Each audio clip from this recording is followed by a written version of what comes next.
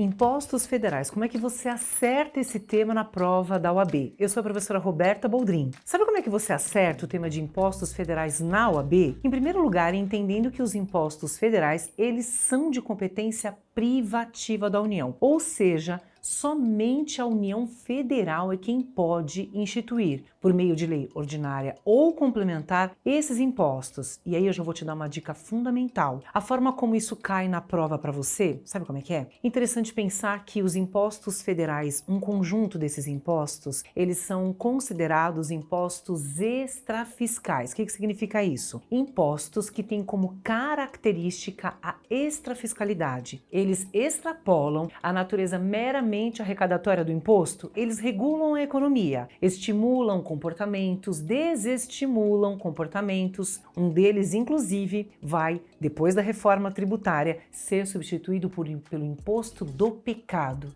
que vai ser apelidado de IS, Imposto do Pecado.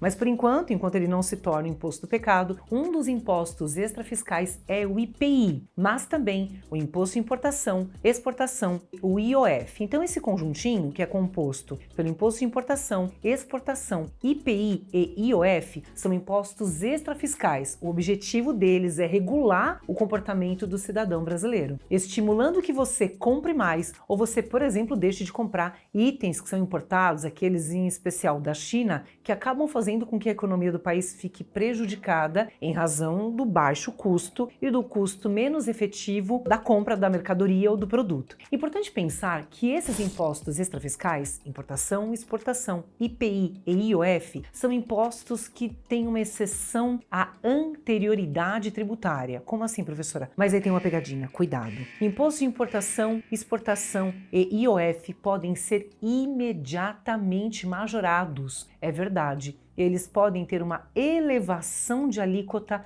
sem respeitar 90 dias e sem respeitar o exercício financeiro. A pegadinha é que desse grupinho de 4 impostos, o IOF aguarda 90 dias para que possa ser majorado. A pegadinha, então, a primeira, anterioridade, importação, exportação e IOF não aguardam nada, são exceção absoluta ao princípio da anterioridade tributária. Segunda pegadinha, em relação a esses impostos, o IPI é o único que aguarda 90 dias para que possa ter alíquota elevada, alíquota majorada. Outra coisa super importante que sempre cai na prova a respeito desses impostos, em especial, é que, numa exceção à legalidade tributária, o presidente da República pode usar o instrumento dele, que é o decreto presidencial. O decreto do presidente da República pode alterar estas alíquotas. Alíquotas do que, professora? Do imposto de importação, exportação, IPI e IOF. Ao invés da lei ordinária ou a lei complementar alterarem as alíquotas desses impostos extrafiscais, o que a gente percebe é que a própria Constituição Federal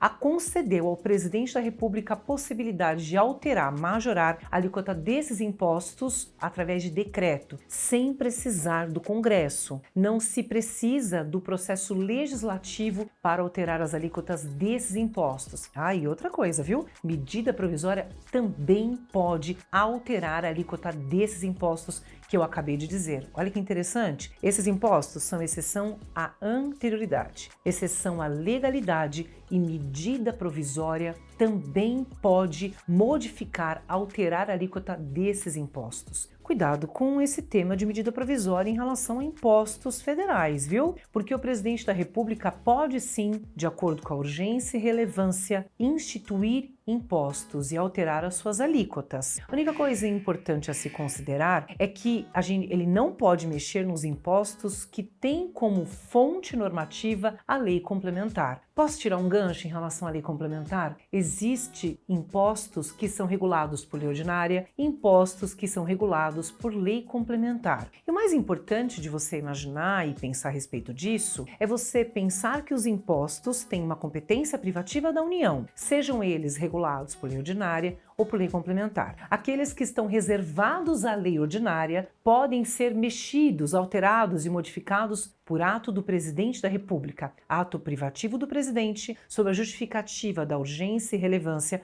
utilizando-se para tanto medida provisória. É verdade, é possível sim. Agora eu vou falar sobre um imposto que às vezes cai na prova e gera um pouco de descontentamento no examinando. Sabe por quê? Porque todo mundo quer que o IGF apareça do nada. Ele é um exemplo de lei complementar. Para que o imposto que incida sobre grandes fortunas seja veiculado ou instituído, é necessária a edição de lei complementar. Sem lei complementar, o IGF não pode ser objeto de instituição e nem de cobrança. O primeiro ponto importante é que o IGF, assim como os demais outros impostos que eu falava, ele é de competência privativa da União. Depois, ele depende de lei complementar para isso. E outra informação importante é que a lei complementar, ela vai determinar o que é fortuna e o que é grande fortuna, para que a gente tenha uma noção da alíquota e da base de cálculo ou das alíquotas e bases de cálculos que devem ser previstas através de lei complementar. Então, o IGF, além de ser um exemplo de imposto veiculado por lei complementar, ele é um outro exemplo muito importante para nós. Sabe por quê? Porque o IGF, ele é um exemplo da competência tributária que está ali na Constituição Federal desde 1988, mas até o momento não foi exercida. Uma característica da competência, então, é a incaducidade ou a incaducabilidade desse imposto. Apesar de estar desde 88 lá até este momento, a gente não tem lei complementar editada para que ele possa ser objeto desta cobrança. Olha que interessante, um exemplo então de imposto sobre grandes fortunas que deve ser veiculado por lei complementar e até este momento ainda não foi.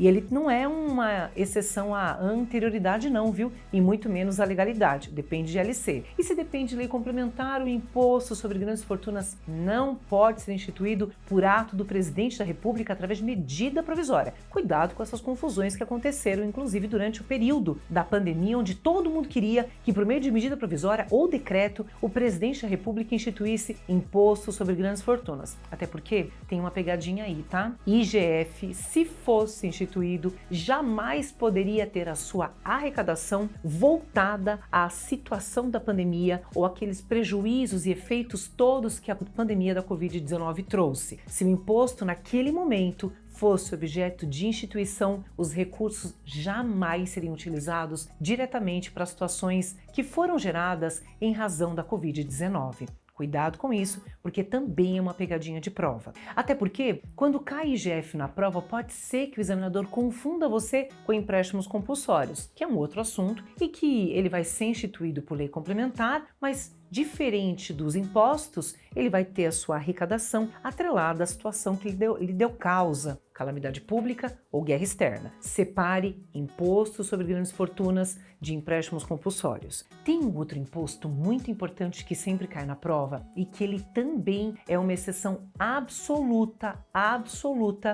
anterioridade, mas depende de lei. Os impostos extraordinários de guerra, que a gente chama de EG. Os impostos extraordinários de guerra, eles são instituídos diante de uma guerra externa, iminente ou declarada. Seja quando o Estado brasileiro declara a situação de guerra ou quando um país declara contra o Brasil guerra. Então, o imposto extraordinário de guerra pode sim ser instituído. Eu vou te contar uma história muito interessante sobre ele. Ele é a única exceção que nós temos que autoriza a possibilidade da bitributação ou do bis in idem. É verdade. Nesta situação extrema, naturalmente, o IEG, ele é uma exceção à anterioridade, tanto do exercício financeiro quanto nonagesimal. Ou seja, cobrou, lei instituída, a cobrança vai acontecer. Instituiu a lei, a cobrança começa a valer imediatamente. O detalhe, então, que além da exceção à anterioridade, o imposto extraordinário de guerra, ele pode ser cumulado com outro imposto. Pois é, mesmo que esse imposto não seja de competência da União, eu posso utilizar um imposto do Estado, um imposto do município